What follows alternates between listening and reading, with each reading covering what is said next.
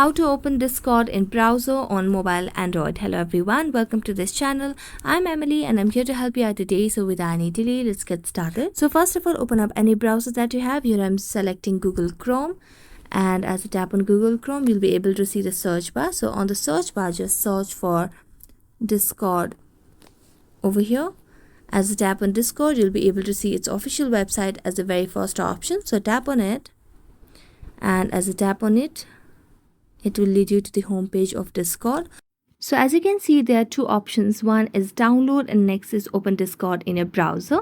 So tap on open Discord in your browser and it will lead you to a new page where you'll be able to enter your login credentials. So here all you have to do is tap in your email or your phone number that you have associated with the Discord application and then enter your password and tap on login, and this will help you log in and open Discord in browser on mobile Android. So thank you so much for watching this video. If you enjoyed watching it, don't forget to like, subscribe and hit the bell notification for more updates. See you next time.